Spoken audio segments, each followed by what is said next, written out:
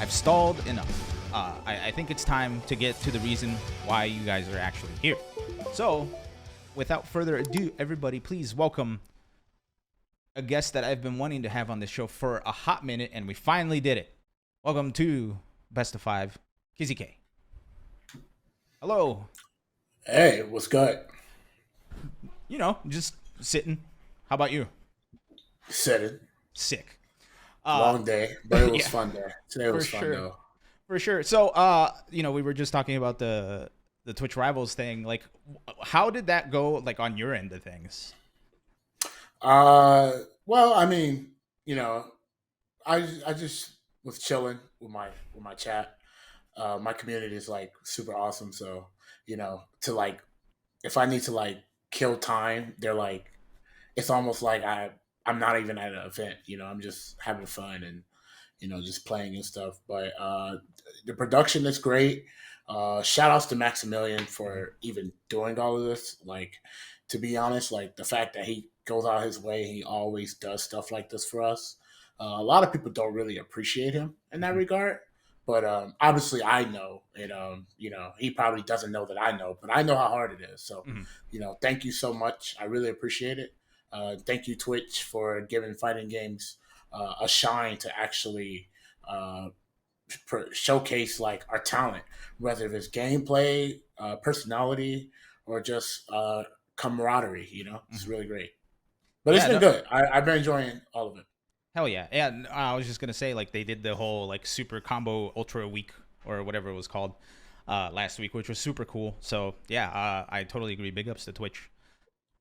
So Kizzy, what I want to do is I want to head all the way back because there are people like me who, when we joined the FGC, you were already like a known player, right? So I'm super curious to like know like how did you find out about the FGC? How did you find out about a local? Like, what was like your first interaction with the FGC like? Oh, it's weird. I got injured playing sports. I tore a ligament in my shoulder, so I went to like kind of depression a little bit because like young kid was very competitive and like active. I can't be active and like I kind of like lost like what I was gonna do.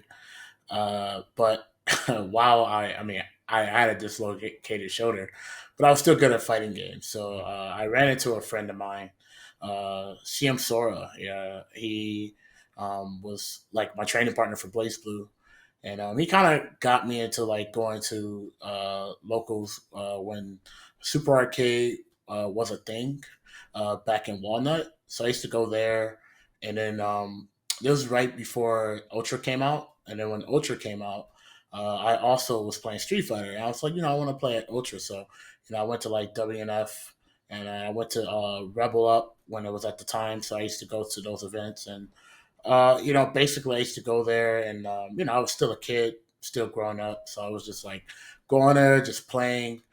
Just trying to like play as much as I can, and that's all I really cared about was just really playing. Like I didn't really care about anything else at the time. Um, and then as I started like seeing that, oh, I can actually be good at this. You know what I mean? Like I'm actually not as bad as I thought it was. And it was just like the progression of like learning and trying to like understand tournament. I think the biggest thing when I first started was like breaking my nerves and not Mhm. and learning how to control my nerves. I never really learned how to control my nerves. It was more of just like, when I was playing sports, it's like you put the helmet on, you just go in. You know what I mean? Like, you know what I mean? Like you're nervous, you're gonna fall, you're gonna get ran over. So like you just fight, right? But obviously I can't do that in tournament, right? I Mhm. can't do that on a setup, right? Where I just fight. So I'm like controlling my body and my emotions and my thoughts and stuff like that. So that took a long time, and here I am. I put a lot of I did a lot of stuff near the end of Ultra, but not enough to get exposure. And then when five dropped, I did not like five as much. So I was like, I want to play anime games. I really like Blaze Blue, and I really like Guilty Gear Revelator at the time, or Sign at the time. Mhm.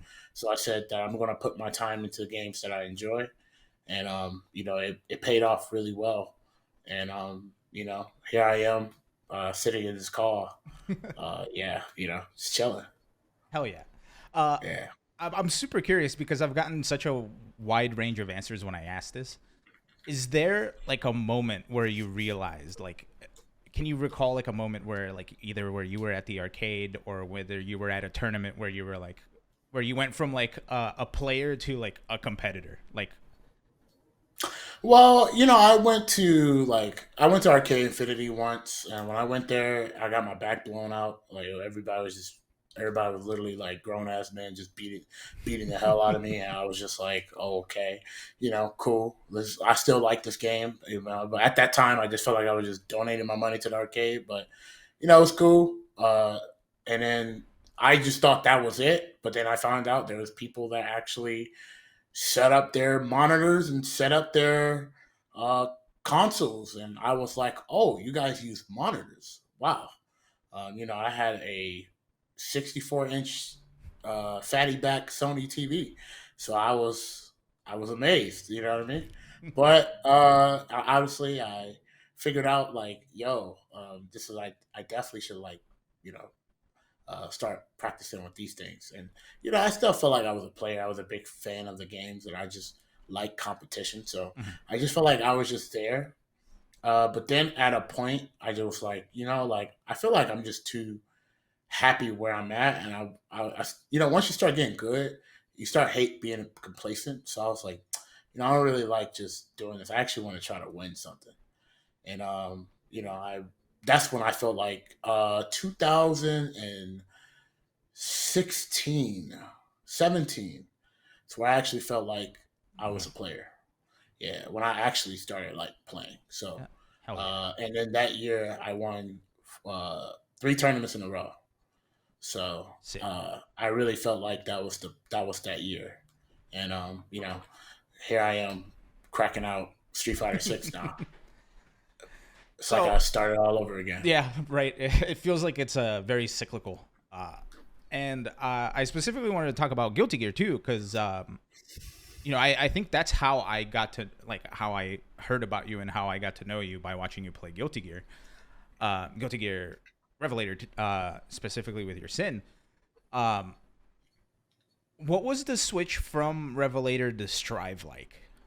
I'm very curious about that because I feel like there are very good parallels between like Street Fighter 4 and 5 and Revelator 2 and Strive. So what the biggest thing was is like for Rev 2, for me, like when I first started getting into like Guilty Gear, Nerd Josh was living in California at the time, and he had a house, and it was him, Paul, Monique, and they used to host sessions and stuff. I used to go there, and I used to have people that I could just actively play all the time. And like as I leveled up, you level up with you elevate and you meet new rivals. And as I improved, I kept finding those players that you know wanted the will to win. It was very strong, and I had a great training partner. I had a great people around me that actually just played and like challenged me, and like I felt like pushed me really hard. And being a hungry player, just I feel like it kind of works itself out. So get into having that, and then strive just kind of just online, and like I feel like the direction of like what people wanted in terms of fighting games kind of changed. And I feel like the biggest thing was the will to win. I feel like it changed its direction on how people wanted it, Mhm. and it was one of those things that I wasn't really connected really well. I guess because it's something new. So right, it's something new to me. So I felt like the learning process for that was like really huge. On top of like, the game being like a ST. You know what I mean? Like you get hit one time, you might lose the game. Mhm. And growing up like playing the games that I've learned, I never really lost or like play games that that happened like that. So it was like a learning. I just feel like I was like learning like a whole new thing, Mhm. on top of like accepting a new thing as well. So it was a really like big jump. Like it Mhm. was like crazy. Like so big where like they don't seem identical. That's Mhm. how big it is. Gotcha. By the way, chat, if you guys have questions for Kizzy K, feel free to type them in the chat now. I'll work them into the interview. So something else that I've no. Well, actually, first of all, before we move away from Strive, how did you like Asuka coming out, like the most recent character? Have you gotten a chance to play with him at all? Dude, he's actually the coolest character in the game. Like he is so cool. I feel so bad that he's like locked into like a mechanic that really holds his full power. Mhm. But he is such a fantastic character. If I ever like decide to like want to low back strive and just play, I think he might just be the character I just pick up and play. I just feel like he's just doing a lot of cool things. I like, he's like a cool mage. You know what I mean? It's just he's the gear maker. I Mhm. feel like his aesthetic fits exactly what he is. His cape is fantastic. There's a whole galaxy in his back, Yeah. technically. And I just think he's a cool character. I think really glad Arcs has kind of like finally made him a playable character. Yeah, for sure. Yeah, he was only fightable in one game, but I'm Yeah. glad like Was it Overture? it was Overture. Yeah, believe it or not, like a lot of his moves from that game actually is in the game in Oh, Strive. that's sick. Yeah, and it kind of took like the Overture mechanic and kind of slapped it on there too. It was pretty cool. That's sick. I might have to go watch like one of those YouTube boss fights of Yeah, him in there. Um, yeah. so like you were saying, like you just play a bunch of different games. Our ex co-host Steve Ace King off Churik actually posted a question in our Discord, and he wanted to know like what's the most obscure game that you've labbed out, that you've played. Obscure game that Yeah, I labbed out. Like fighting game, yeah. obscure fighting game. I think the only game that I really felt like that I labbed out and like I knew that this game was like insanely like broken was Kianta. Sick. Yeah. Every time I see that game, it's always a blast. It's a funny game. Like I don't like I know it's supposed to be jokes, but I will actually watch that game if it made main stage Evo just because I just want to see everybody's reaction of like what's going on. I just want to see I'm not laughing at the game, I'm laughing at the reactions of Mhm. people experiencing that game. Yeah, for sure. So yeah. I love that it's always like I think it's a mainstay at this point at Vortex Gallery. So I'm hoping we see it again Yeah, this year. it's cool. Yeah, it's a cool game. Hell yeah. Mm. Okay, so the next thing I wanted to talk about is actually something that is to like behind you to the left, King of Fighters, because I've seen recently you've been having some really really good results with King of Fighters. So like, was King of Fighters a game that you've played in the past and are coming back into now, or is like, did you just want to try it and liked it enough to grind it out? Like, what's the situation with King of Fighters?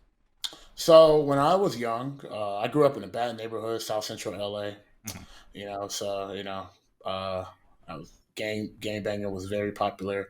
I couldn't really go outside of my block, but there was a liquor store that was right up the street, and I used to go there on the Neo Geo Cavs. I used to play Mm, Metal Slug and King of Fighters. hell yeah. And when I was 8 years old, so I was going up there playing 97, 96, 97, and 98. Metal Slug 2, Metal Slug X. You know what I mean? Metal Slug 4, King of Fighters 99, not 99, 98, 2001. I didn't play. I played 99 at home, but 2001, and I naturally always played KOF. That was just like a game that I always played. I played Marvel vs. Capcom a little bit, but not every liquor store had a fixable Marvel vs. Capcom 2. That was always the most destroyed. Yeah. I used to go to a bowling alley, and they used to have CBS 2 there. So I used to play CBS 2 there just casually. Then when it came on consoles, I bought it for the PS2. So KOF was always there. Anytime KOF was always there. So obviously, when I wanted to get competitive, learning the game wasn't hard. It was understanding fighting games. Mhm. It's like it's like the move sets and doing the things was not hard. It's why does it work was the hard part. So I actually um, always naturally felt like I was kind of like me seeing something was like, oh, that's how that works, Mhm. and it just kind of works out like constantly. So I've been playing KOF basically since I was 8 years old. you know. Gotcha. Mhm. And what do you think about KOF 15? Are you happy with it? I think it's the best KOF game. Oh hell yeah, Yeah, nice. yeah, Uh, it's a great game. so with this breadth of games that you've played, Link Cable Gengar in the chat is wondering, since you've played so many games, what fighting game character do you most closely identify with, if there's any? Uh, there's like three characters that really I want to connect with. But if I had to choose one, is Jin Kizaragi from Blaze Blue. Mm, Yeah. why? I just really like that he like a lot of stuff that he does and stuff. He doesn't really talk about it. He just kind of like does it. Mm. And then the ice element is fucking cool. It's right off the bat. And I like katanas Nice. right off the bat too. And like, yeah, he kind of just does things kind of like his way. He's kind of like the anti-hero. Mhm. And I kind of like characters that kind of like they do things where a lot of people not understand them, but like, if you really think about why they do things, you kind of like understand, right? Mm. But in the heat of the moment, you're like, wow, you did all of this, da da da da da. But when you kind of like learn their lore, you're like, damn, it's not that bad. I kind of understand, and then it lets the consumers choose Mm. whether or not like they view him as a person that's good or whatever. And I Mm. kind of like that they're like very like tame in terms of this person's bad, this person's good, or this person just does his own thing. I really like characters like that personally, so that's why I like him a lot. Nice. Hell yeah. Yeah, Also, I grew up in Rio de Janeiro, Brazil, so I totally relate to growing up in rough neighborhoods and not being able to go outside. So I appreciate you sharing that. yeah, Uh, that shit so was crazy. yeah, Thinking about it when I was like 8 years old, I'm like, damn, that shit was crazy. yeah, yeah. I grew up in a one bedroom apartment with four people living there, and Bro, I grew up in a shack. So oh damn. there was a house, and there was a back shack, and my I used to stay there with my dad every Mm. weekend. And like, dude, even though that was a shack, it was just me, my first dog, and Mhm. him, and we made that place look amazing. Hell yeah. And like, I would say, once at that time, obviously I shared the bed with my dad, so Mhm. obviously at that time I'm thinking that this is all cool and shit. Yeah. But I will say that I really appreciate him just like teaching me like crazy stuff that I was like young. Like, he taught me how to ride a bike right off Mhm. the bat. Like frame one, I had training wheels for 2 days. 2 days, I had to take it off. You know what I mean? He was like, people are not going to wait for you, so you have to just do these things, and like obviously at the time, a lot of people be like, man, it's a little too harsh, but like honestly, like I feel like when situations get really rough, I just go into like this mode where like we gotta find the goal. You know what I mean? We gotta Yeah. find the golden ticket. So being in that environment definitely makes you have like a Mhm. certain thought process like that. So as harsh as it is, I am appreciative about Mhm. it, but I also am glad I got the hell out of there too. So Yeah. No, I am with you 100%. I understand. yeah, yeah, I don't want to go back, so I'm good with that. Yeah. Okay, so I want to get into the panda stuff. First, how did you get involved with Panda? Like, did they contact you for to be a part of the team, or like what was that? What was that situation like? Well, during my times, when I was uh, when I was going to like events, I always seen David, and I used to always have a drink with David, Mhm. and I'll drink a lot sometimes, just because it's a fun vibe. And I always tell him like, bro, one day you're going to sign me. So I don't know for what game. He was like, maybe you should play Street Fighter. It's like, you know what? I don't like five, but I'll try my best. And I tried, and I told him, I was like, I'm gonna find another way of you signing me. It's just not gonna be for Street Fighter. And like every year, I always tell him we meet up at the same spot. We go out to eat curry. We just shooting the shit. And I told him, I'm like, bro, one day you gonna sign me. Like I swear to you, can ask him if you ever run into him. I always came to him. I was like, bro, I want you guys to sign me. He was like, what are you going to do? I was like, bro, I'm gonna be the best motherfucker in the world. Like, just sign me. You know what I mean? Like, I was just talking to him, and he was like, yeah, but like, we already have great players. I'm like, yeah, have another great player. Like, get me on board. Like, I'm good, right? And then pandemic hit, and Grand Blues, I, Grand Blues going to be the game where I was going to hit him up and be like, "Yo, look," you know what I mean? But pandemic happened, so pandemic happened right when I just moved. So Mm. I put a deposit in this one place and things like that. So I was like, "Damn!" Like I just kind of deposit everything I had right here. Okay, cool. So I'm like, "All right, cool. I can just work on the side." Oh, nah, everybody shut down. Oh, Mhm. all right, well, stream, hold me down. Everybody was at home too. So, everybody was cool. And I had my Habibi ass setup where, everybody could hear my fan and everything. It was really bad times, but we made it really good. So Yeah. and apparently one of the panda members was in my chat and somebody asked me a question and I gave this person like a super long rundown and like broke down on like how to get good in this situation and I was sitting there like showing him examples and then I was like talking about examples and like that sold them to sign me. Oh yeah. And then they emailed me, I talked to Alan, and then yeah, glitter is gold. So here I am, Sick. And awesome thing. what I thought was super interesting that Panda was doing that it felt like no other organization was doing at the time is they were really focusing on content, right? Like, did they like give you guys like the rundown of like how to create a channel and how to grow the channel, or was it something where like you already knew what you were doing? It's funny because I'm laughing about it because I remember when I came up in there having this one mindset and they were just like, "Oh man, that's cute, but we have something even bigger for you." And they were just like, "What do you want?" I was like, "Yo, man, like I'm just letting you know, I'm going to be the best player in the scene, and I want to do a lot of great things, and this is the thing I want to do." And he was like, "Well, what if I have something bigger than that?" And I was like, "Well, what is it?" And it was like, "How about I push you as a content creator?" And I was like, what is that? Like, what is this, right? And he kind of broke it down to me, and he was like, what I'm gonna do is I'm just gonna teach you what your goal is and how you do things. And look, I'm gonna be honest with you, it's gonna be hard because you're jumping into this and you're just trying to find your footing.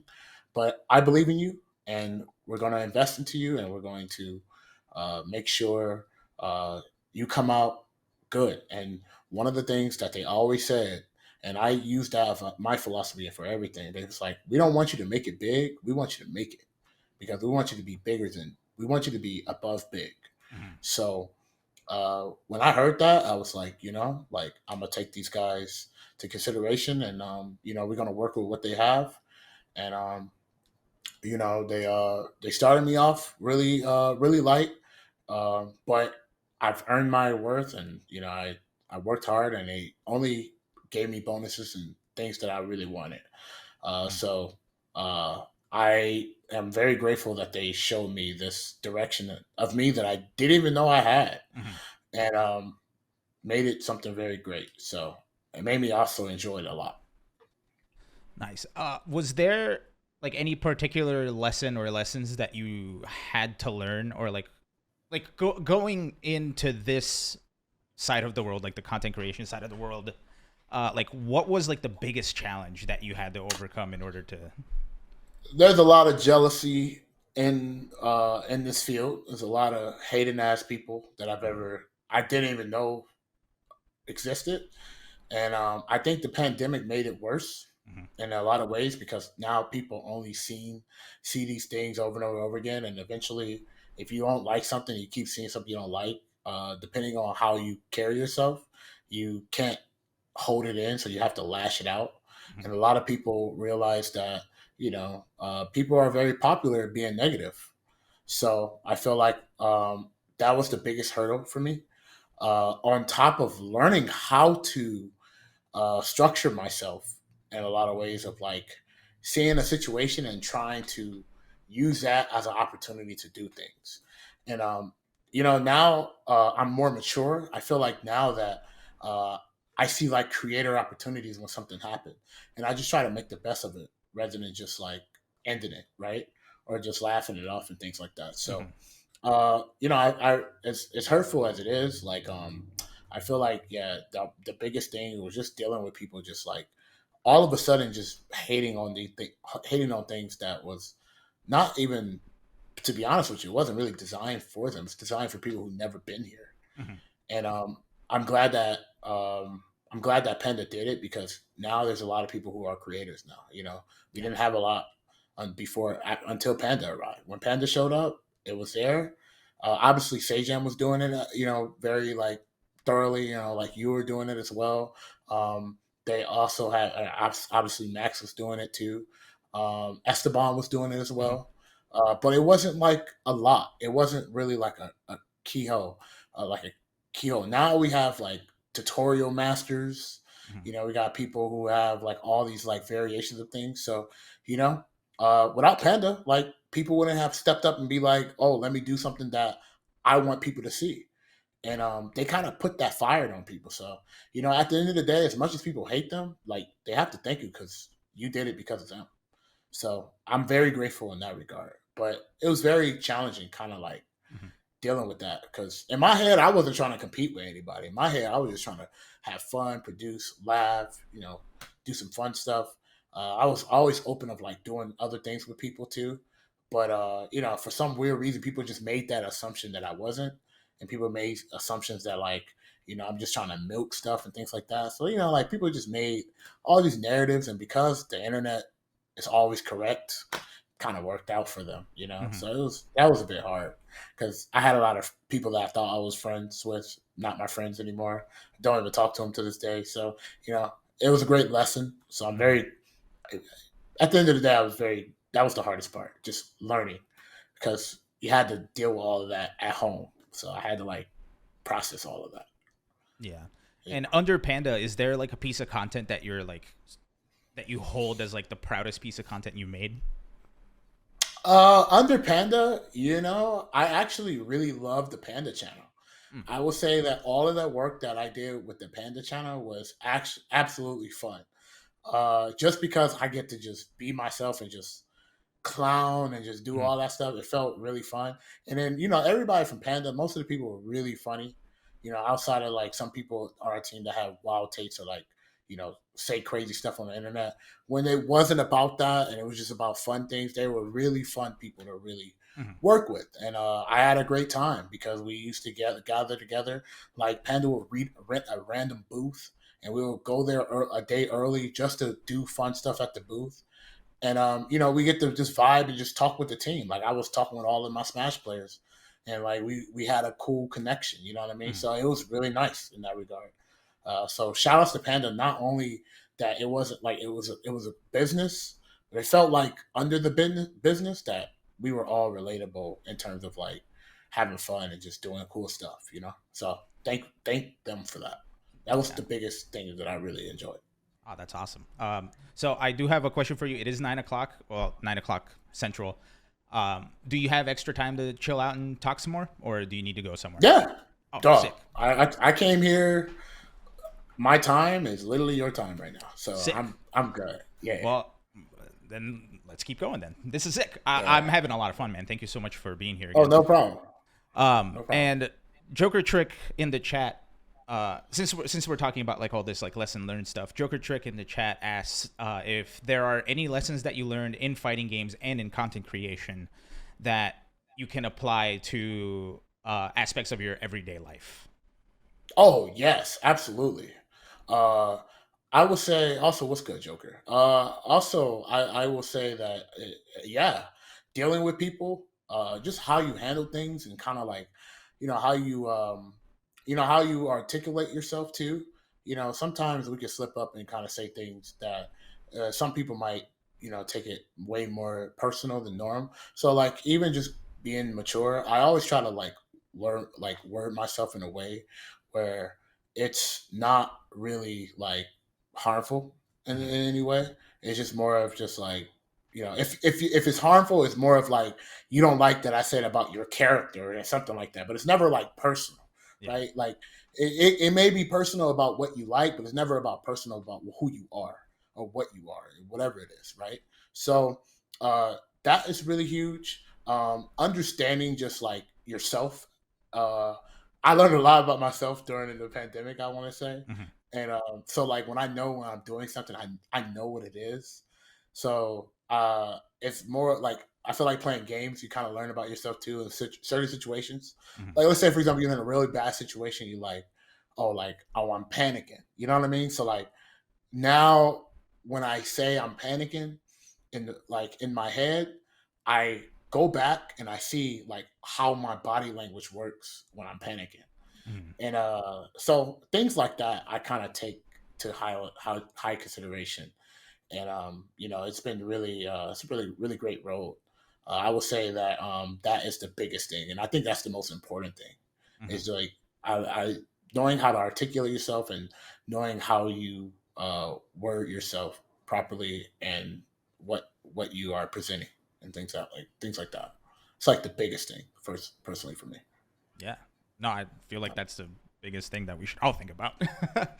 Facts. uh, so, speaking of uh, articulating yourself well and coming across well, I wanted to get into the downfall of Panda, as it were.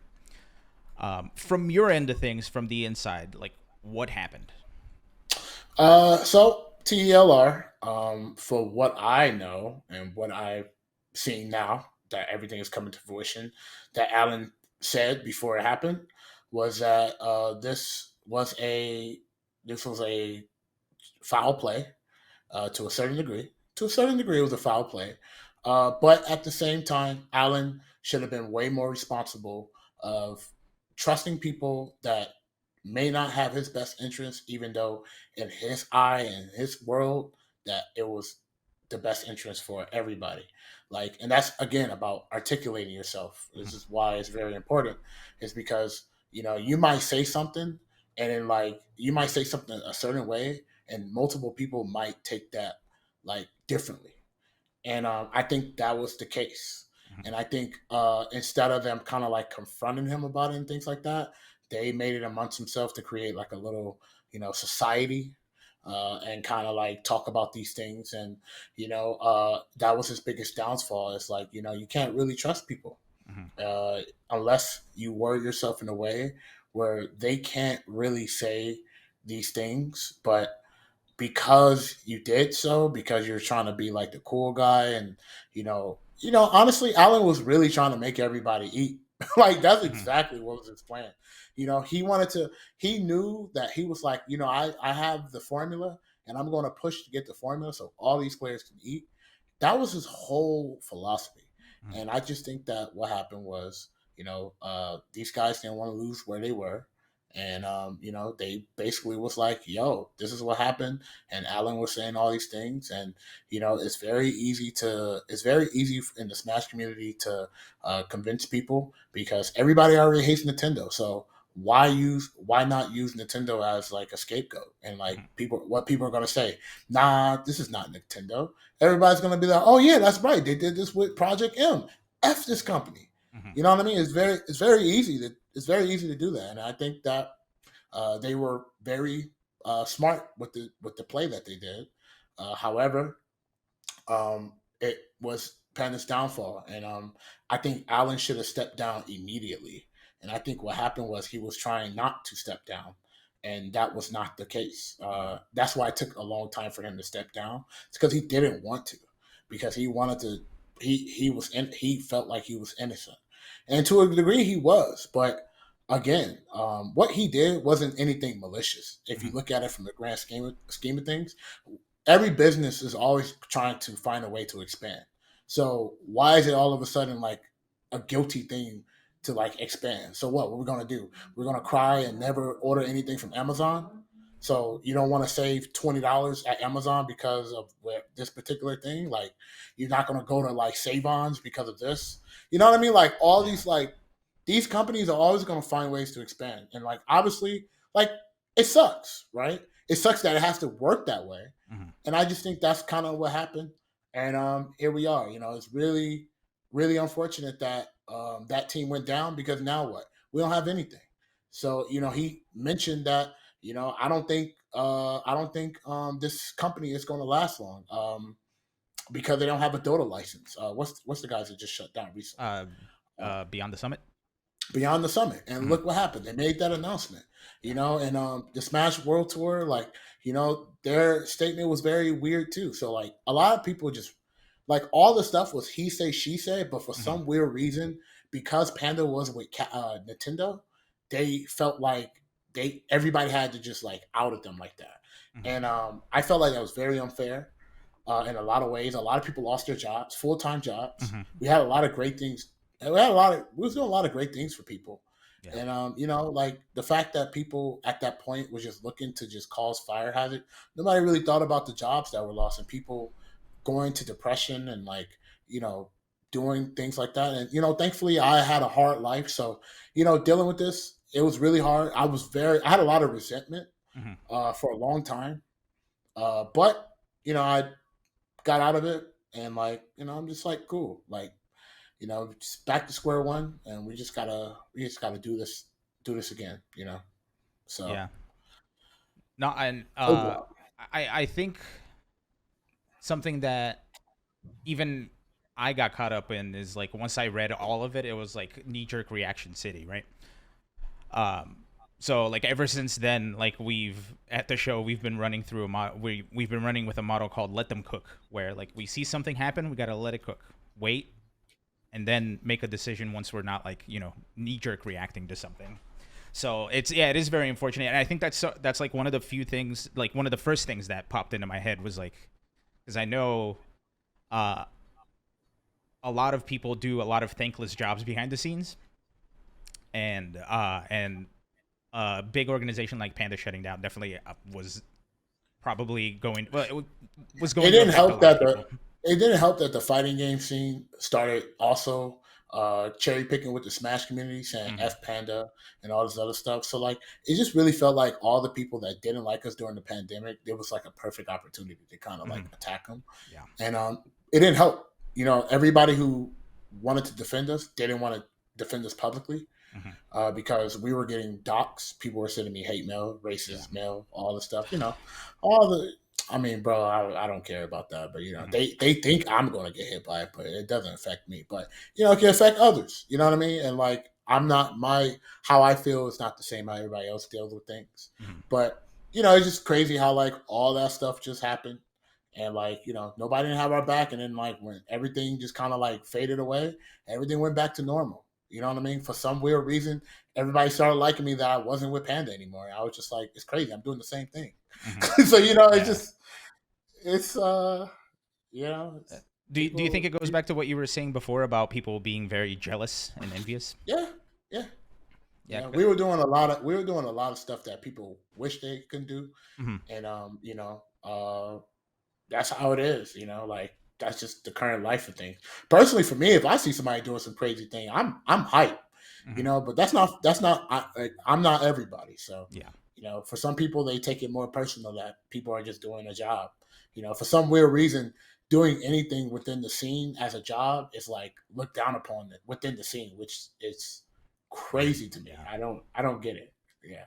Yeah, no, and So it feels like the situation with Arturo and Macherino was very similar, right? Where yeah, I uh, mean, personally, I thought I was like, bro, Art, what is this? But if Art knew that he wasn't like a really strong like voice in terms of talking, I just felt like he should have got somebody a PR mhm, immediately.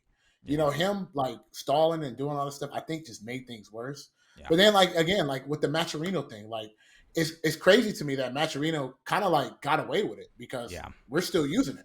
hmm, So like you know what I'm saying? So it's like people are very selective in terms of like what is like okay and what's not okay. And I guess expanding as a company is not okay, but as long as people are getting money by like entering a weekly every week, that's totally okay. But what they did, in terms of practice, is we just gonna let that rock. You know what I mean? So it yeah, blows my mind how things work. You yeah, know? yeah. No, and like it's a very similar situation to the Panda stuff. I feel like there were a lot of other TOs and broadcasters who kind of took the chance to like put are down even further, right? Which I found very interesting. Mm. It's very weird. The internet's a very weird place because I feel like Yeah, if it was like a less or a more personal thing outside of Twitter, I feel like all of these situations would be very different. yeah. I always look at it that if it's people living a good life, people want to tear it down. Mm-hmm. But if it's like something that people could benefit off of, nobody wants to mess with that. Mm-hmm. Hence, you know how we talk about how Amazon is a trash company, but here Yeah. we are on Twitch. You get Yep. what I'm saying? So people are, because why? Because we can make money off of it. Mm-hmm. So we're not going to talk bad of when we make money off of, but that person that's making all that money we ain't getting. Oh, we're gonna tear that shit down. Yeah. That's just how the life. That's how the world works. And you just got to be very smart. You got to be very smart. And Allen was not smart. Mm-hmm. As much as he's not wrong, but he wasn't smart.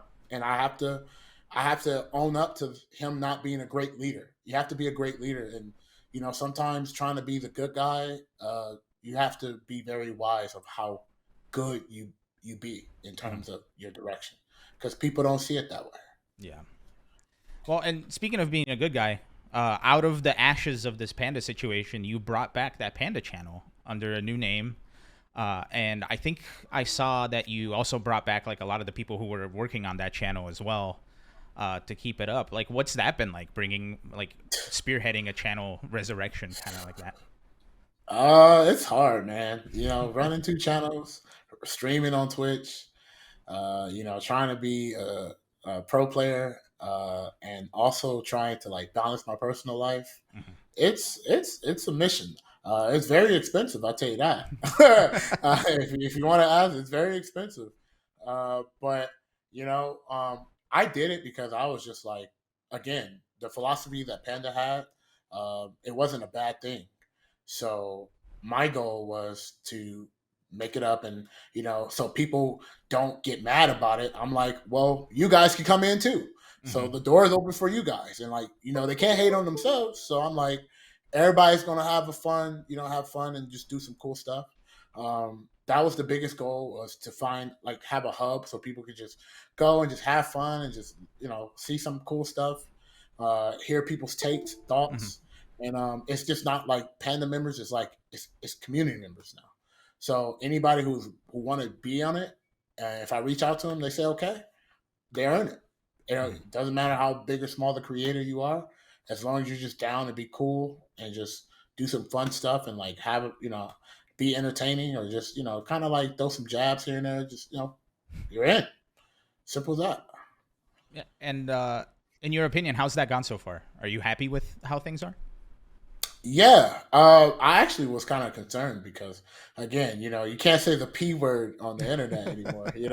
So I was afraid that people was going to be like, "Oh, this is the p words channel," but everybody was like, "Yo, positive about it." People were very happy about it, and I was so overwhelmed. I Mm-hmm. think I think that day made me so happy, and I don't think a lot of people knew that. But I was so happy that day. I was like, wow, everybody really cares about this. I really just want to work hard and just like give give some cool stuff. And I have a lot of ideas that I want to do. So I just can't wait to showcase and show you guys. But yeah, it's been really great. I've been really happy that everybody's enjoying it. That's all I care about, is Mm-hmm. people enjoying it and liking it, and like I'm just gonna do better every time. So that's pretty much how it is. Yeah. And finally, what's next for not just that channel, but for you as well? Like, what's coming down the pipeline that you're excited about that you can talk about? Obviously I'm gonna be competing in Street Fighter Six. My goal is to get into Capcom Cup. Mm-hmm. So I'm going to be taking time and get there. As far as content, I'm going to be trying to run. I'm still going to be running two channels. Mm-hmm. The goal is trying to get 100K for the channel by the end of the year. So I want to make sure I get that to 100K as well. So I'm going to be putting a lot of time and investment. As far as events go, I am going to be going to CEO. So I'd be a CEO. Evo, because Evo's up the street. Mm-hmm. And from there, I think we'll play by the ear. But that the next thing basically is succeeding to my goals that Mhm. I have this year. So that is the next thing. I have a couple of things that I want to do. So Oh yeah. Also, congrats on the big silver play button as well. I saw that earlier thank this you. month or last month, I Thank you, guess. man. Thank you, man. I appreciate it. Nah, dude. It's cool seeing people in the FGC thriving, man. Yeah, I want the scene to thrive a lot, actually. I just think that it's going to take Street Fighter Six to do it, and it kind of did. So now I just hope my hope is people use this as an opportunity to grow rather than an opportunity to tear. Yeah. And because that is a common thing that we always do is we like to tear things what we have nice for us. So I'm hoping this year people see this as like, yo, let's just do something great, and Mhm. then like push from there. Hell yeah. Mm. So I have a couple more straggler questions that I wasn't able to work into the interview, but a couple people on the Discord asked. Uh, First, it's Squidly who's in the chat here as well. He asked, "Do you still play Kai, or have you moved on to another character?" For what game? For I'm I'm assuming assuming Strive. Strive. Yeah. I don't play Kai. No, I'm sorry. I don't play him just because that it's not fun having to kind of like play him in this current meta of the game. It's not like he's bad, but what he does is not good enough to convince the opponent to do things right. Mhm. Like conditioning is very important. And he don't have the tools to condition your opponent, and that's really bad in a game where you get hit one time and you die. Mhm. Yeah, so he's not fun. Yeah. I love the fact that you called Soul Headband Kai. By the way, uh, Yeah. I thought that was very endearing. Who are you playing in Strive now? Are you gonna stick with Asuka, or are you gonna? Soul and Oscar are two Mm. characters I'm going to be playing. Yeah. Oh, sick. Cool. Looking forward to that for sure. And one final question from our ex co-host Steve Ace King Offsuit Jurek. Who's winning the NBA Finals? Oh, Miami, bro. Come on, dog. Yeah. Yeah, bro. We gonna let this game slide. You know what I mean? Last night, I don't know what happened the third quarter, fourth quarter, but things happen. But I'm definitely voting for the Heat, bro. Jimmy Buckets is definitely not losing. Yeah. We were a combo breaker when that crazy shit happened in the what was it, the Celtics, and I forget who the other team was. Was it the Lakers? What year was it? This year at Combo Breaker, where like they had like that buzzer beater. I wasn't there. Oh shit. Yeah, I wasn't there. Man, I'm You're talking trying to about Game remember. Six. It was. It Yeah. was. You're talking about Miami versus Knicks. Oh, the Knicks. Yeah, I Yeah. think so. Yeah. Oh, sick. Yeah, because I haven't followed basketball in a while, but like immediately after the Combo Breaker event, we were all hanging out in like one of those bars, and it was just packed because everybody was watching the game. So it was very interesting. Uh-huh. Um, so first of all, Kizzy K, I'm so glad I got you on the show. I'll definitely like we'll have to share a drink or something at CEO because I'll be there as well.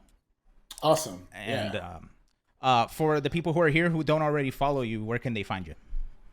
So they can find me on Twitch at KizzyK310. You can also follow me on Twitter at Kizzy_K.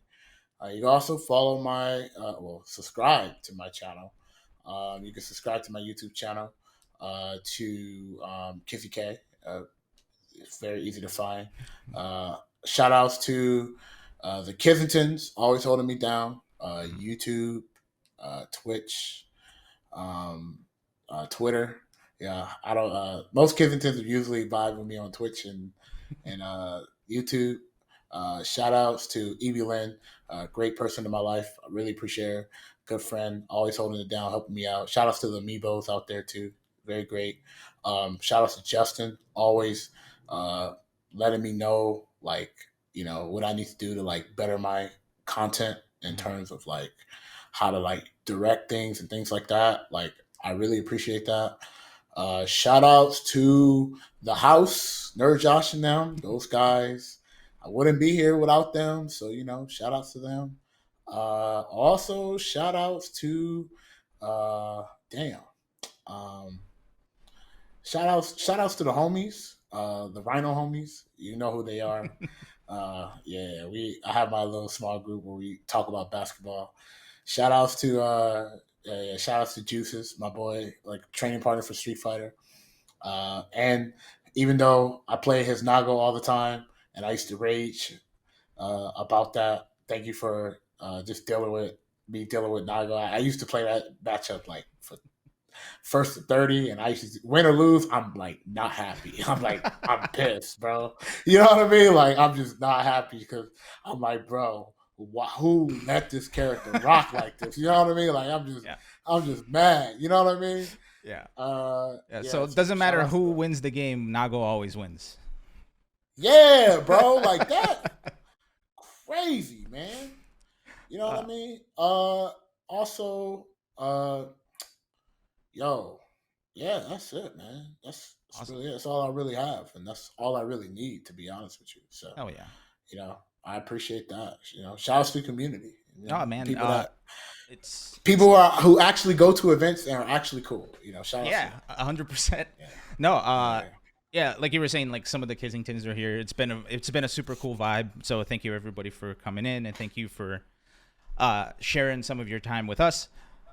We'll definitely be sharing a drink at CEO or like at least a high five or a fist bump, whatever. yeah, yeah. Whatever works, man. I'll be For there. sure. Oh, I did Yeah. forget to ask, who are you playing in Street Fighter Six? Oh, I'm playing DJ. DJ. Okay, cool. Yeah, yeah, yeah. We'll have to Yeah, run a he set good. sometime. Oh, I'm super down. I love playing him. Hell yeah. All right, man. Thank you so much for hanging out with me, and thank you so much for going over time by almost an hour. I Yeah, appreciate you. This has been no fun. problem. Shout outs to everybody in the chat. I can't see who's there, but shout outs to everybody. Thank you guys for watching. Drop them a follow. Thank you for having me. And yeah, I'm about to go downstairs and chug me some water.